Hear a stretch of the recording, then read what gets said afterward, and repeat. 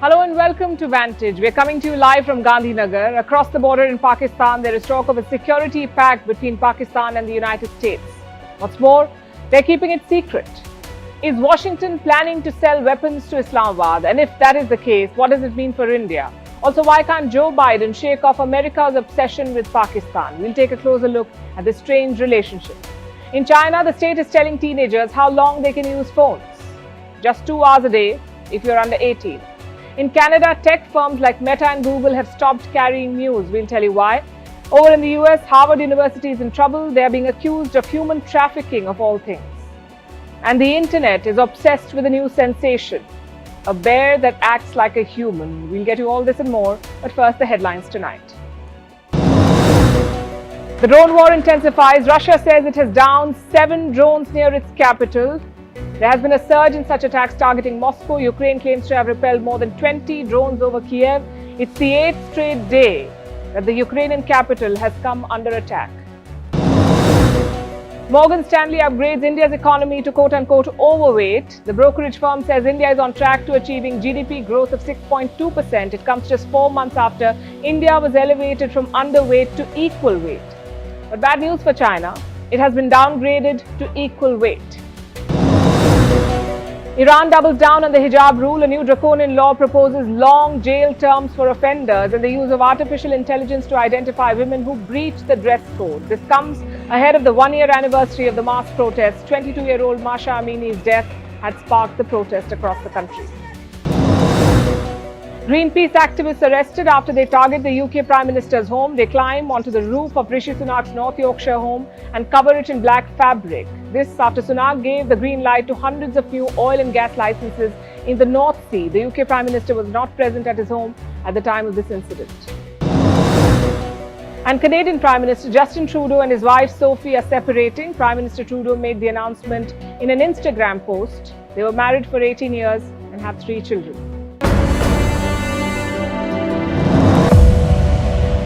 Make new friends but keep the old. These lines were written by a Welsh composer in the 19th century. But they still make sense. Not just in personal relations, even in geopolitics. Case in point, the United States and Pakistan. Pakistan's cabinet has reportedly approved a key security pact with Washington. It is called CISMOA. Communication, Interoperability and Security Memorandum of Agreement. I know it's a mouthful. This pact is not new though. It was signed between Pakistan and the United States in the year 2005. Its validity was for 15 years. So in 2020, the pact expired.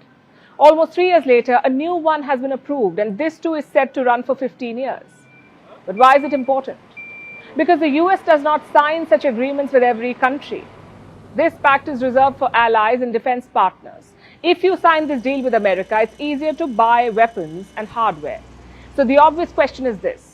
Is the US planning to sell weapons to Pakistan? And if they are, it is a risky move. Last year, the Pentagon approved an F-16 package for Pakistan. It was worth around $450 million. India was not impressed. We know Joe Biden has invested a lot in his relationship with India, but selling more hardware will raise alarm in New Delhi. Will Biden risk that? Most experts say he won't. But the way this deal was handled is fishy. We have seen no official statement from either side. But American and Pakistani sources have confirmed this news to multiple agencies. So why the secrecy? Are they trying to downplay it? Or is there something more at play? I'm afraid we'll have to wait and see. The US and Pakistan have a long history of defense sales. In 2006, they signed deals worth $3.5 billion. Pakistan was America's biggest customer that year. Their arsenal is filled with American hardware, from F-16 fighter jets to howitzers to attack helicopters. But in the last few years, a new seller has emerged, and that seller is China. From 2017 to 2021, China made up 72% of Pakistan's demand. Just one problem though, the products are substandard. Pakistan's army has been complaining about China's hardware. The F-16s are still their frontline jets. To repair and refurbish them, Pakistan needs American support. But how should India see this move? Repairing F-16s will not worry New Delhi. It doesn't really alter the power balance in the region. India's military remains far superior. But what if it goes beyond that? What if Washington sells new weapons and hardware to Pakistan? That would be worrying. The US hasn't said anything about selling new weapons, but they have talked about Shehbaz Sharif's recent offer. The Pakistan Prime Minister claims he's willing to talk with India. The US says we support this idea. As we have long said, we support direct dialogue between India and Pakistan on issues of concern. That has long been our position. So what exactly is happening between Pakistan and the Americans? It's a very strange equation. After 9/11, Washington needed Pakistan's help in Afghanistan, hence all the weapons and funds. But now that's not the case. Pakistan has little strategic value to the US. In comparison, India's stock has increased. So Joe Biden has largely ignored Pakistan. No high-level visits, no political engagements, not much trade either. Washington considered Pakistan a lost cause. But throughout this period, one thing has not changed, and that is the military relationship. In February, rumors spread that Army Chief Asim Munir was in the US. The Army denied it, the Army of Pakistan. Then last month, he hosted a top American general, Eric Kurilla, who heads the US Central Command. And now you have this defense pact. Pakistan is like a bad habit the Americans can't ignore. The question is why? It's not about countering China, because let's face it, that ship sailed years ago. Pakistan today is effectively a Chinese vassal. Many experts say it's because of the nuclear weapons. That's why the Americans are still in this game. The US fears Pakistan's nukes may fall into the wrong hands. Biden talked about this last year. He called Pakistan one of the most dangerous countries in the world. He said their nukes have no cohesion. Could that explain America's military cooperation? Well, maybe, but it is still a risky game. You cannot expect India to ignore continued military cooperation with Pakistan. There will be a red line. It's about where India will draw that line. And we're not done with Pakistan on this show. We also want to talk about CPEC tonight, the China-Pakistan Economic Corridor. It's like that startup which wanted to become a unicorn. There was big money driving it. Its valuation skyrocketed, but thanks to poor management, everything fell apart. Now, the main investor is unhappy, and there are fears that the project might go bust. This story is about how Pakistan is trying to save CPEC. Let's begin with some recent events. Last month, Pakistan celebrated a birthday. CPEC, the China-Pakistan Economic Corridor, had turned 10. They had a cake-cutting ceremony, not making this up. This is what Pakistan did. Prime Minister Shehbaz Sharif was there, along with China's ambassador in Islamabad. They held a ceremony and they cut a cake. A few weeks later, China's vice premier flew to Islamabad. There was another ceremony. Some new projects were launched. The vice premier had a message from Xi Jinping. It was a congratulatory letter. It tried to paint CPEC as a win. Xi Jinping said CPEC is a vivid testament to China's all-weather friendship with Pakistan. The Chinese president promised to keep supporting CPEC. But the festivities did not last long. Just days after the celebrations, Pakistan began looking for more investors. It is looking for new partners who can put money in CPEC. And one of the candidates on their shortlist is Turkey. Prime Minister Shehbaz Sharif has made a new pitch. He has offered a trilateral arrangement, China, Pakistan, Turkey. But why bring in Turkey? In the hope of bringing in more money. This is what Shehbaz Sharif said, and I'm quoting, I think all three nations can benefit from the potential of the CPEC, which has been a big success. Well, this is a bit of an exaggeration, and this is not a new pitch. Last year, Sharif was in Istanbul. He met the Turkish president and made the same offer. Sharif also told Erdogan that if Turkey is willing to invest, he will be, quote-unquote, happy to take this up with the Chinese leadership. Almost a year has passed. Ankara has not committed yet. But that's not stopping the Pakistanis from trying. From Imran Khan to Shehbaz Sharif, every Pakistani leader has played salesman for CPEC. They've tried to sell the expansion, to turn CPEC into something bigger than just a bilateral project. In this effort, Islamabad has reached out to many countries. Saudi Arabia, the UAE, Iran, Afghanistan, even the United States of America talk about being ambitious. Pakistan has tried its luck, but has not made much progress. When Imran Khan was Prime Minister, he hosted the Saudi Crown Prince. He even chauffeured him around. You may remember these pictures. They're from 2019. Imran Khan driving MBS around Pakistan. He wasn't doing it to show off his driving skills. Imran Khan wanted investments. And he did manage to get something. The Saudi Crown Prince promised an oil refinery, a $10 billion project to be built in Gwadar. It was supposed to be a part of CPEC, but the project did not take off. And the reason was China. Pakistan wanted the refinery as part of CPEC. China did not want it. They did not allow it. So for 4 years, the deal was in cold storage, but recently there was some movement.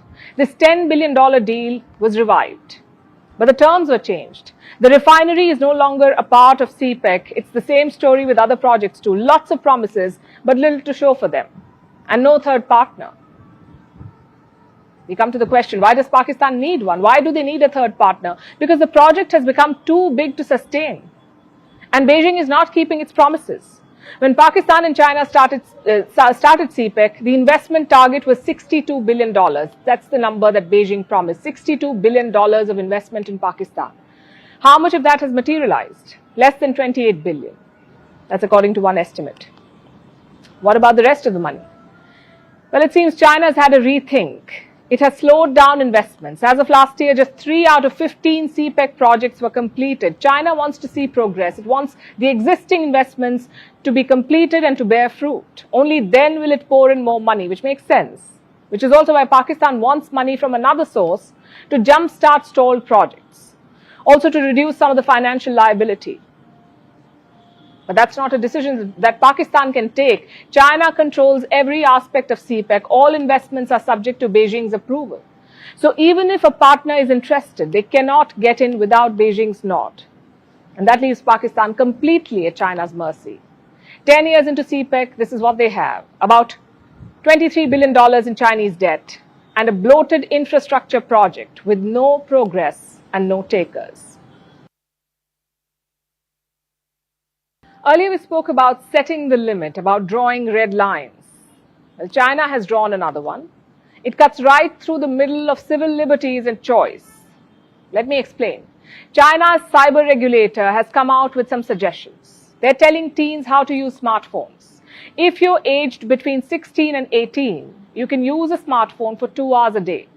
Between 8 and 16, 1 hour a day, and below 8, just 8 minutes. I'll repeat that. Just 8 minutes of screen time if you're below 8 years of age in China. There are internet curbs too. No mobile internet from 10 p.m. at night to 6 a.m., obviously in the morning. On paper, this is supposed to be a choice. Parents may or may not enforce it. They say it's a choice, but we all know how choice works in China. So tech companies are feeling the heat already. Their shares plunged on Wednesday and Thursday. Alibaba was down more than 2%, Tencent almost 0.5% down. The question is, why is China doing this? Because children are spending too much time on their phones. Eye problems are on the rise, so is internet and phone addiction. So what does Beijing do? Impose hard limits on how much they can use it. Beijing has done this before. In 2021, remember, they curbed online gaming. They said teen gamers can only play for 3 hours a week. But do these hard limits really work? We'll answer that question. But first, let's understand the problem. Screen time is a major issue among teenagers. Doctors say the ideal limit is 2 hours a day. And how much time do teens actually spend? A lot more than 2 hours. In the US, around 7.5 hours per day. In India, around 7.3 hours every day. That's the kind of screen time they have. More than 60% of Indian children have more than 2 hours of screen time. This leads to all kinds of problems, like irregular sleep, mood swings, excessive snacking, and fatigue. So the bottom line is this: it is not desirable. Children should not be spending 7 hours on the phone in a day. And it's not like they're watching quality content. Most often it's games or reels. So China's objective is good. But what about their method? Do other countries have similar strategies? Very few of them do. For example, Taiwan does. Parents there are legally obliged to limit teenage screen time. No hard limits though. It just says, quote unquote, not beyond a reasonable time. And if parents ignore this, they can be fined. How much?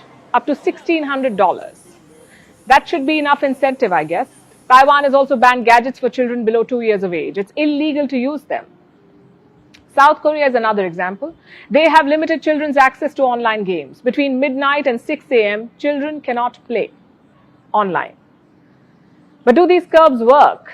For starters, imposing them is a nightmare. More than 20% of China's population is under the age of 18. How do you regulate all of them? Ask parents to take away their phones? Or tweak the software to limit screen time? Neither method is ideal.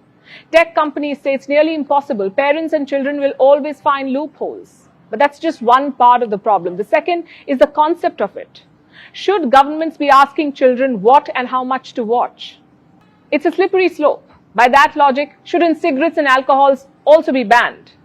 Banning or curbing isn't always the answer. In fact, it can be counterproductive. Children may grow to resent their parents or consider themselves untrustworthy of devices.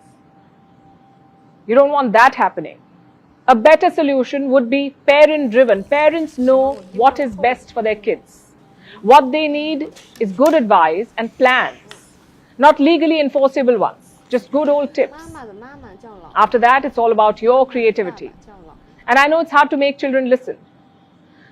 But that applies to everything really, not just screen time.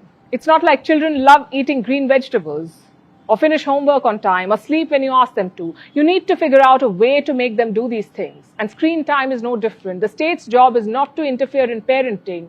The state's job is to tell parents what is desirable and leave it at that. Vantage continues after a short break. Held that though Delhi is not a state under the first schedule to the constitution, it is conferred with power to legislate upon subject to give effect to the aspiration of the people of NCTD. It has a democratically elected government which is accountable to the people of the NCTD. Under the constitution scheme envisaged in Article 239AA Clause 3, NCTD was given legislative power which, though limited in many aspects, is similar to states. In the sense, with the addition of Article 239AA, the constitution created an asymmetric federal model with the Union of India at the center and the NCTD at the regional level. ये union territory बने 1956 में. देखिए, मेरा सिर्फ यही कहना है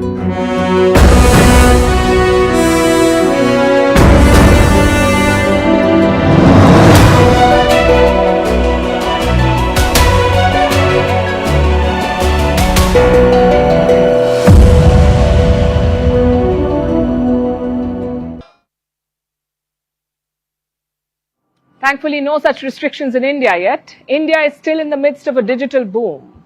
India has some of the world's most affordable internet plans, and there is a growing demand for devices, for laptops and tablets of all sizes. But New Delhi has issued a new order today, and it may have a bearing on your next purchase. India has imposed an import restriction on devices like laptops. Companies that sell these gadgets will have to get a license to import. To some, it may hark back to the infamous license Raj. Our next report tells you what this move is all about. If you've ever tried to buy a laptop, your search for the perfect device might follow a series of predictable steps. You probably begin with a Google search and type in words like best laptops under 50,000. The gurus at Google throw up a long list of names.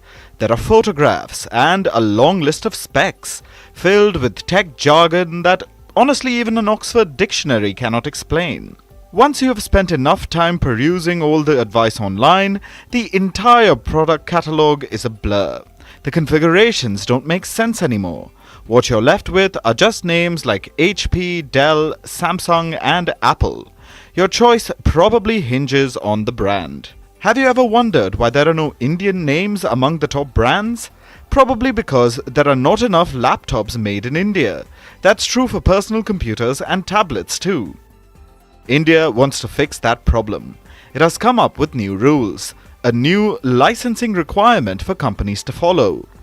Until now, such devices could have been imported freely. There were no requirements as such. But that's about to change.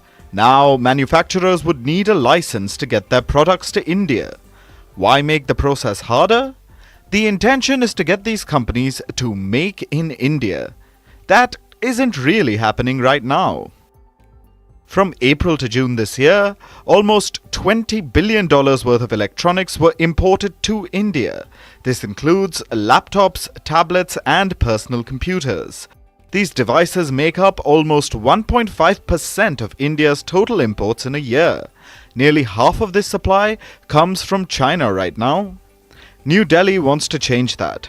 There are now incentives on offer. Earlier this year, India announced a $2.1 billion scheme. How does it work? If the manufacturers make in India and exceed an annual target, they'll be entitled to a cashback on the goods that leave the factory. There will be a ripple effect on the economy too. New Delhi expects the scheme will generate about 200,000 jobs. 75,000 will be direct, the rest will be indirect. Why make such a push now? India is trying to capitalize on its past success. Earlier, New Delhi had introduced a similar production scheme for smartphones. Tech giants like Apple capitalized on them. 7% of all iPhones produced in the world now carry the Made in India tag. New Delhi wants to capitalize on this success. The goal is ambitious, but there are apprehensions. Industry officials say the new license requirement might affect their ability to offer new products quickly. Indians may need to wait longer to get their hands on new models after launch. Further, the new requirement might dampen the festive spirit. The restrictions come just before the festive season, the time when companies plan attractive offers to woo buyers. They'll now need to come up with a new plan, probably one that might need to manufacture in India. Our next story is about news itself. We live in a world where everything, including water, is paid for, yet news continues to be free. Just think about it. You probably see multiple news videos on Twitter or Instagram. How much do you pay for that? Nothing. But those videos are making money for the platform. They're increasing traffic, selling ads and creating profits. How much of that do news companies get? Again, nothing. Twitter does not pay us for news, neither does Meta. But recently, there has been a pushback. We are focusing on two cases tonight. The first is from Canada. Their government has passed a new law. It requires tech giants to negotiate deals with news agencies, basically pay them for their content. But have these companies agreed? Well, not all of them. Meta has decided to remove news content in Canada. They say we are not paying. And what's their excuse? Meta believes it's a question of who needs whom. They claim news companies use their platforms to increase visibility, to boost their bottom line. They also claim that users don't come to them for news. They come for other things, but end up seeing the news anyway. Is that true? Well, this claim brings us to the second case. A French news agency is suing Twitter. It's called AFP, Agence France Presse. It's basically a copyright case. AFP wants to know how much traffic is generated by their content. If they know this, they can demand payments accordingly. Just one problem though. Twitter won't tell them. Elon Musk has called the case bizarre. His argument is the same as Meta. He says news companies benefit from their presence on Twitter. People click on links, thus generating traffic. If that is the case, why not release the data? Why not show us the actual numbers?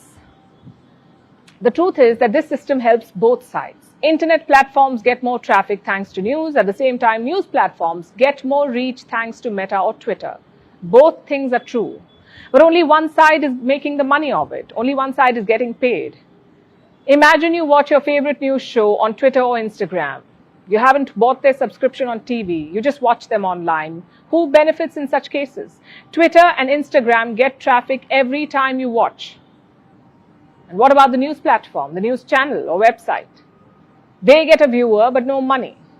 And this is highly unfair to news agencies and publications. Also, look at who's bringing what to the table. Twitter is offering a platform. No content, no inputs, no information. It's creators and journalists who are putting content out, who are enriching these platforms. And in the process, the platforms get money. But the service does not. The system has to change, especially with media houses struggling to generate revenue.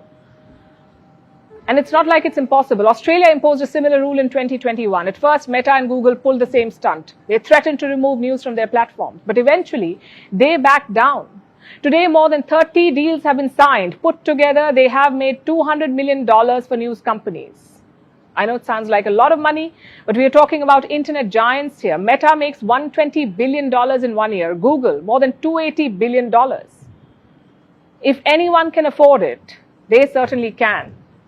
More countries should consider doing what Australia and Canada have done. Last we checked, Meta hasn't gone bankrupt in Australia. Neither has Google. So the idea is financially feasible. Even India is thinking along these lines. In the month of January this year, the Information and Broadcasting Ministry gave a clear message. It said big tech must share revenue with news agencies. No laws have been introduced yet, but at least the intent is there.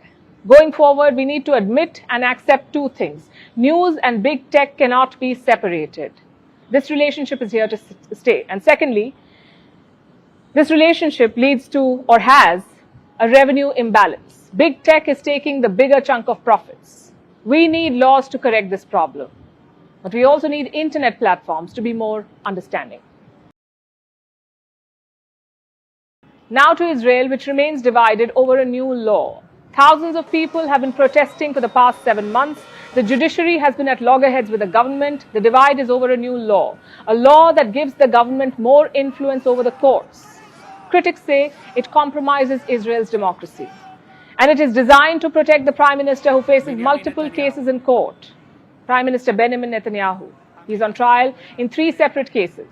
Should he and his government have more power over courts? That's what Israel is debating. And now the matter has reached the court, Israel's Supreme Court, in fact. It is hearing a case today, a petition to scrap Netanyahu's new law. The government calls it judicial reform. Part of it was already passed last week in the Israeli parliament, the Knesset.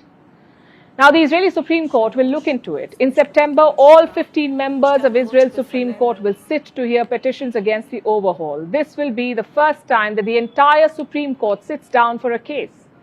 It's a watershed moment in Israel.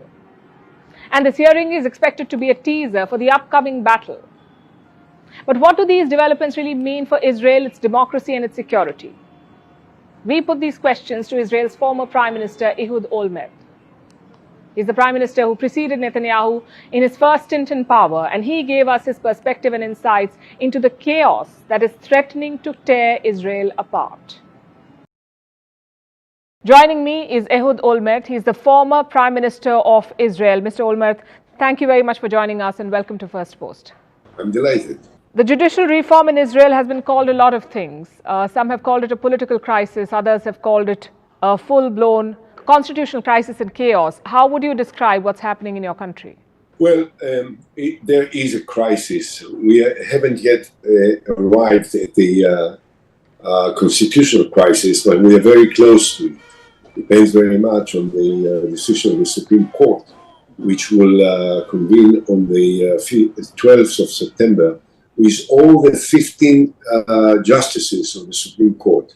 This is the time in the history of the State of Israel that the Supreme Court will sit with all the members of the court. These demonstrations that are taking place almost on a daily basis and during the weekends with hundreds of thousands of protesters that are marching in the streets in the center of Tel Aviv and Jerusalem and other parts of the country.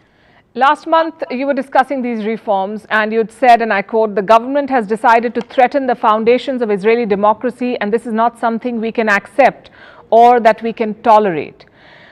You call these reforms a serious threat and you said that this may lead to a civil war. Do you still believe that? Do you think that this reform will push Israel towards a civil war? Well, I certainly hope that we will not be pushed into a civil war, but I can't rule out the possibility. Considering what you have just now quoted from what I say, which is that Israel is a democracy, has been a democracy from the day of its proclamation. But democracy, human rights, freedom of speech, freedom of movement are fundamental basic principles that we have to protect. And if there is a danger that some of these principles will be challenged by the present government and will be changed because of the desire of this government to protect the personal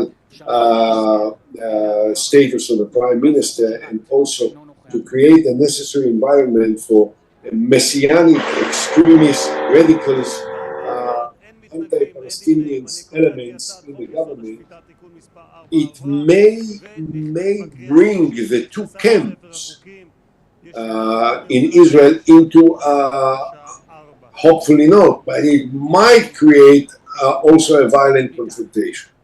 There's also considerable opposition from military reservists. Many of them have threatened to refuse to report for service if this goes on. How do you think this will impact Israel's security? Look,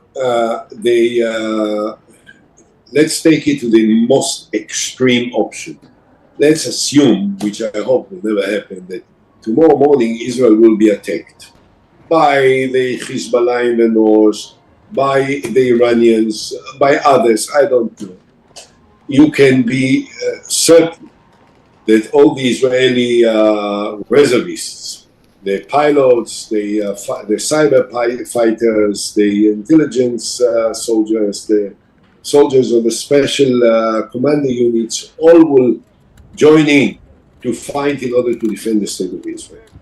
However, the fact that so many of the combat pilots of the Israeli Air Force, which I think, by the way, being former prime minister, but being in charge of all the Israeli military and security for years, I can tell you the Israeli Air Force is by far the best, the most efficient Air Force in the world. When hundreds of the Israeli Air Force combat pilots that are still serving on a regular basis as volunteers,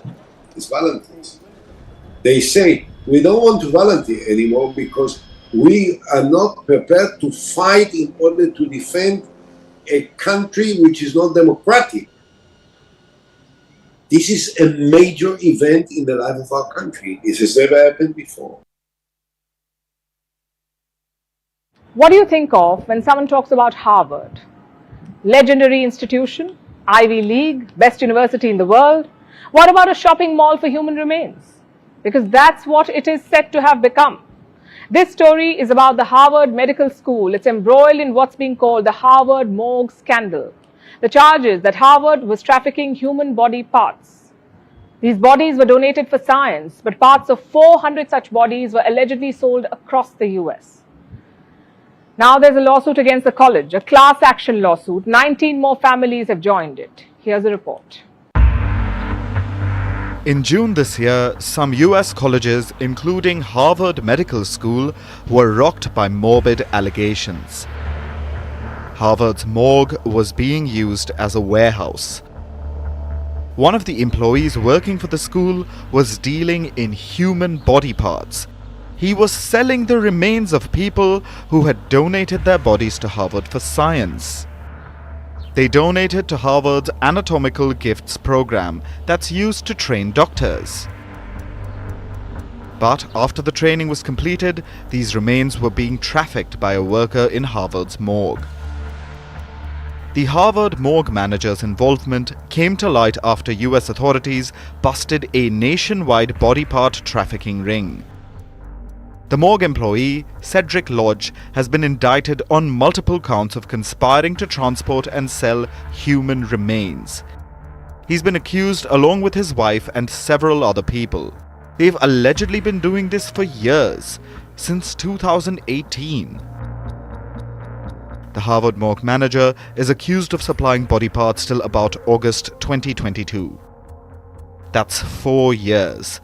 And reports say almost 400 people's body parts were trafficked. They ended up in macabre places, like a doll shop called Cat's Creepy Creations, which sold dolls made with real human skulls. Some of those skulls allegedly came from the Harvard Medical School's morgue.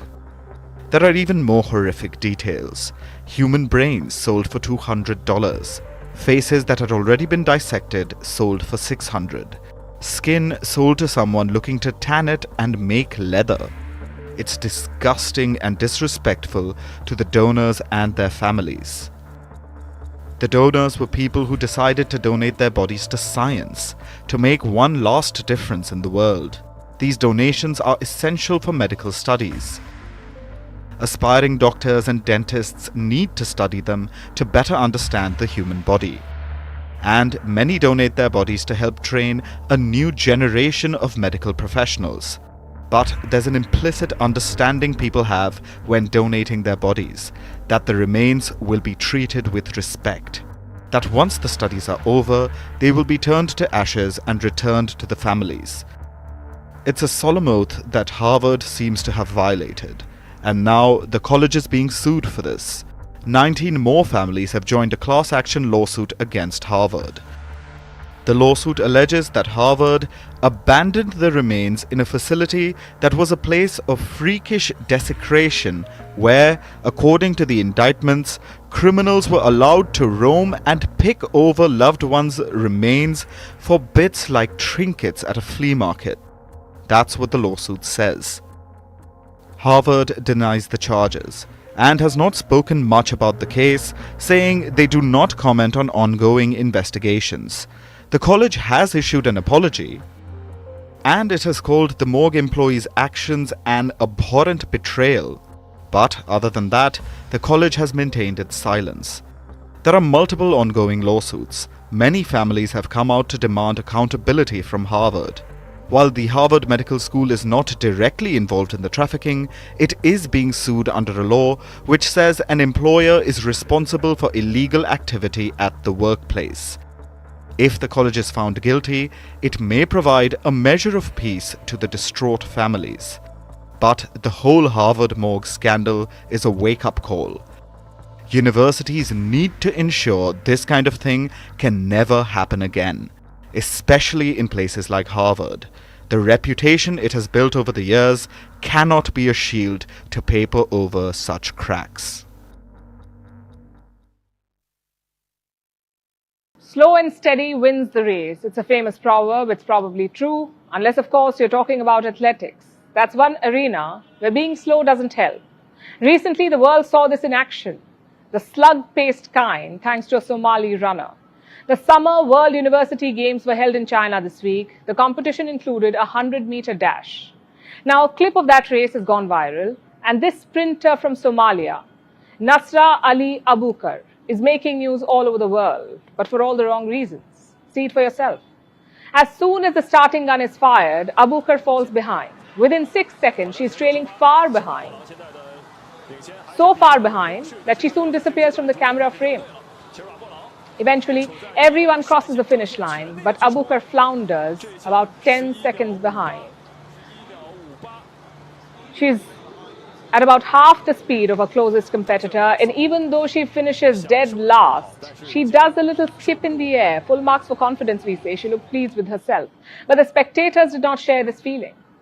And now this video is making rounds on social media. There's disbelief, ridicule, and anger.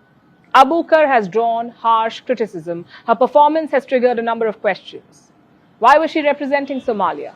Is she even an athlete? Who approved her participation? Somalians can't help but feel a twinge of betrayal. They say it reflects poorly on their country, and they're not wrong. It's not just about the embarrassingly slow run, though. Abukar has stirred a controversy in Somalia for another reason, too. She gave no evidence of any background in elite athletics. Her entry is not even on the World Athletics database. So how did she make it to the team? How did she make it to these games? Nepotism, apparently. Reports say Abukar is the niece of a Somali athletics official.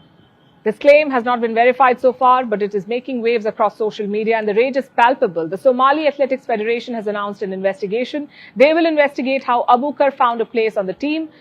Somalia's sports minister has also publicly apologized about what happened. The chairwoman of the Athletics Federation in the country has been suspended. She's been accused of nepotism. If found guilty, she will be facing legal action. Does this story surprise you? Or does it evoke a sense of cynicism and resignation? Because nepotism is as old as social power games. Nepotism is the abuse of power. Nepo babies are known to flourish in practically every industry. But since we're talking about sports, let's focus on sports. Look at the NBA. It is filled with sons of former players, at least 35 of them, including Steph and Seth Curry, Devin Booker, and Klay Thompson. Bronny James is also likely to declare for NBA draft next year. He's the son of this generation's basketball GOAT, LeBron James. Now, success in a sport does not require a parent who played it too, which is obviously true, but it sure does help, both in terms of nature and nurture. Children of sports veterans grow up thinking and talking about the sport. They see it play out in front of them. And it's not surprising that they would want to be part of it. It's also not shocking that their parents would want to train them. They have an innate sense of what the child needs, both on and off the field. That's a big differentiator, but not the problem. The problem arises when such a privilege is taken advantage of, when Nepo babies get a leg up, no matter their skills, or when they unfairly benefit from industry connections. Many call Sharif O'Neal a clear example of this. He is the son of Shaquille O'Neal, one of the greatest NBA players. Sharif failed to make the draft this past summer, but anyway ended up getting a six-figure deal with the G League. What is down to your skills as a sports person? Nepotism will only take you so far. Now, Abukar may have sprinted up the rungs thanks to family connections, but she also ran straight into controversy. A big example of nepotism going wrong. And not just a trending Somalian video, but also a lesson for many. After all, relatives can only do so much for your career. A new scandal has taken over China. And trust me, we could barely believe it. Bad puns aside, it all started with a viral video. It showed a sun bear standing on its hind legs in a Chinese zoo. Sounds normal, right? But the internet was not so sure. Netizens had just one question. Is that a bear or a human in a bear costume? Now this zoo, the Hangzhou Zoo, was quick to clarify. They said all their bears were, well, just bears. But the internet is still divided. In fact, many are flocking to this Chinese zoo to see it for themselves. Our next report tells you about this debate and why it is getting a little unbearable. It's not a grizzly bear, it's not a dog, and it's definitely not a human dressed in a costume. Meet Angela. Hello! Hello! She's a 4-year-old Malayan sun bear, a species known for the golden patches of fur on their chests. Angela was leading a peaceful existence, waving at tourists, eating bounties of cucumbers and carrots. But now she has become an internet sensation. In fact, Angela finds herself in the middle of an intense debate, a debate that questions her very existence. It started with this viral video right here. The video showed a sun bear standing on its hind legs. This was in the Hangzhou Zoo in China. Of course, the internet was shocked. They were befuddled by this weird human-like behavior and asked whether the bear was an imposter. Is Angela offended by this comment? Well, no. Offense is the strong suit of only humans. So, Angela went on with her peaceful life. But the Hangzhou Zoo could not. They had to issue a statement dispelling all these rumors. The zoo said Angela was in fact a bear, and she wasn't looking for a human substitute anytime soon. But the internet is still not convinced. People are flocking to the Hangzhou Zoo only to check one thing. Is Angela really a bear? Or is it just a guy in a fur suit? The number of daily visitors to the zoo has gone up by 30%. They are visiting, sometimes from different parts of China, all to see Angela, talk about being a local celebrity. But Angela's fame isn't just restricted to China.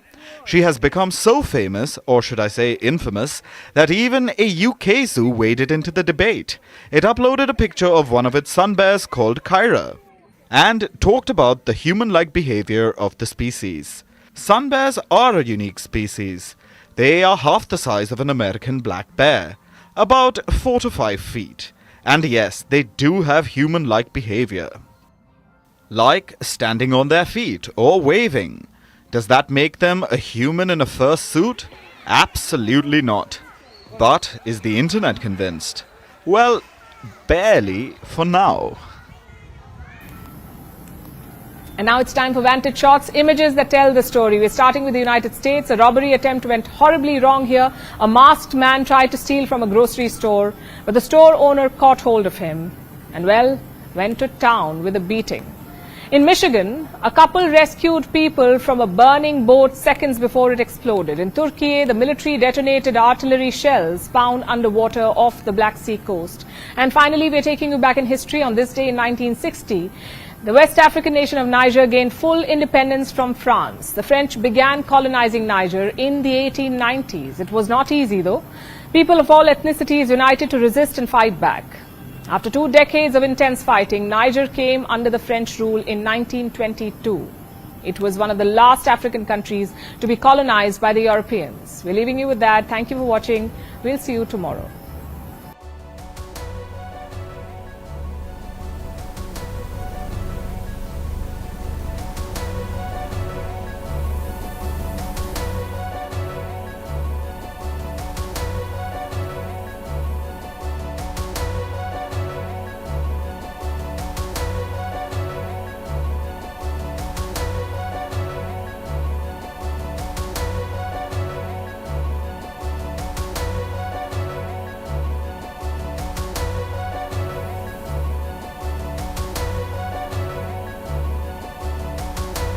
And nothing you can do, man, until police come in. Can I get a switch? Let me get a switch. Don't do that, man. Don't do that.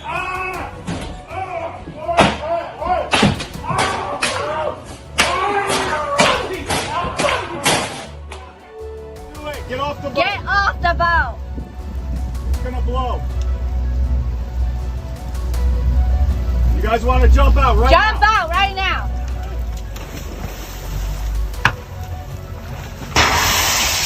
Get away from me. Get away. Get away.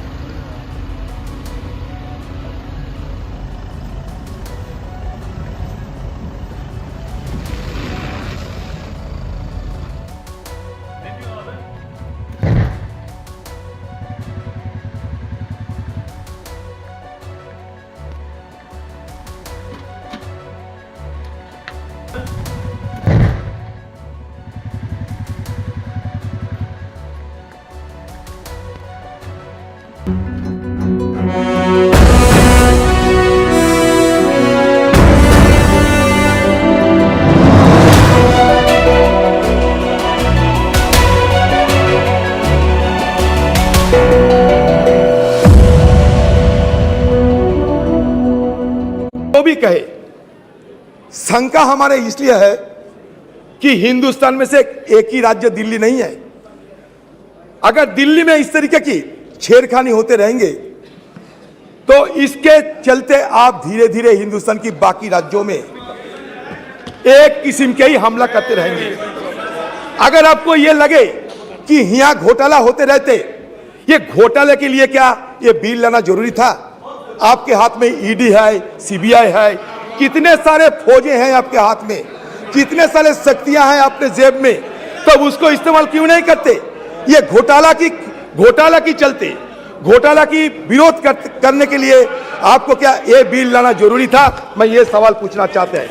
दूसरी सवाल ये है कि देखिए ये अध्यादेश की घोषणा लोकतांत्रिक और न्यायिक विचार विमर्श का दरकिनार करने का एक स्पष्ट प्रयास है।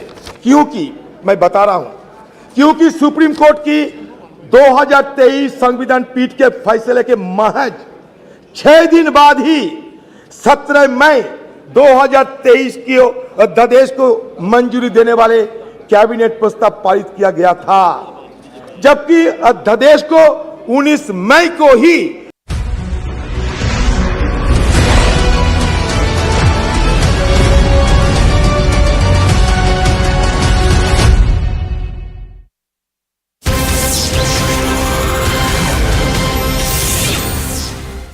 Hello and welcome to the late night edition with me Ayushman Singh Jamwal. Big breaking news coming in from Jammu and Kashmir, ladies and gentlemen, where the army Jawan Javed Ahmed Wani, who was missing in South Kashmir, has been rescued. The J&K police tweeted and said that the missing army Jawan has been recovered by the Kulgam police and the joint interrogation will start shortly after the medical checkup. That's the piece of news that's coming in, where we had seen this news make the rounds in Jammu and Kashmir, where the army Jawan Javed Ahmed Wani, who was missing in South Kashmir, he has now been rescued, ladies and gentlemen. The J&K police tweeted and said that the missing army Jawan has been recovered by the police in Kulgam and the joint interrogation will start shortly after the medical checkup. So that is the latest update that is coming in. Javed Ahmed Wani, who was missing in South Kashmir, has now been rescued. The J&K police has said that he was recovered by the Kulgam police and a joint interrogation will start shortly after the medical checkup. I'm joined by my colleague Tejinder Singh Sodhi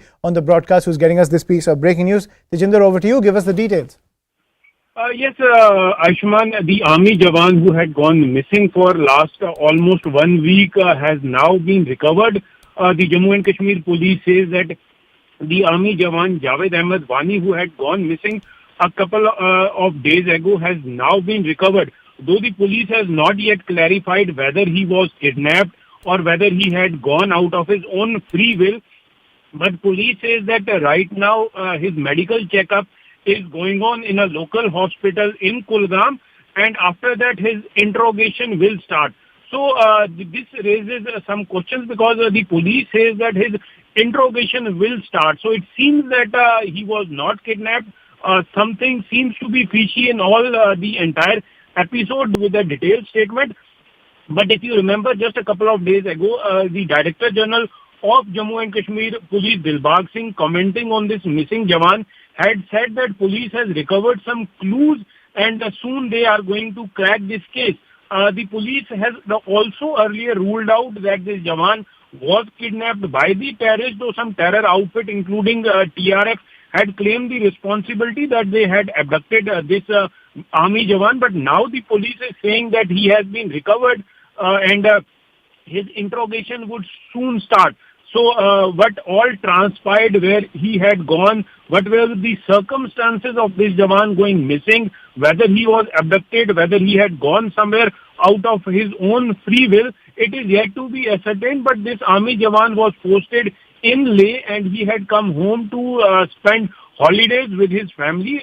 In the evening last week, his family had informed the local police unit after his vehicle was found abandoned in a nearby place with the windows open and some blood stains inside the vehicle. So now that he has been recovered, and those questions would soon be answered. Yes, Ayushman. Right. Thank you, Tejinder, for getting us that piece of breaking news. Now, shifting focus, it's been 4 days since the violence in New and the unrest still continues in various parts of Haryana. Haryana Chief Minister Manohar Lal Khattar has warned of strict action against the perpetrators, adding that the government won't spare the guilty. He has assured compensation to the victims. A 3-member SIT team has been formed to oversee the investigation. 139 people have been arrested so far. Section 144 continues to be in place. The government has said that it will crack down on social media handles inciting the violence. Now, CNN News 18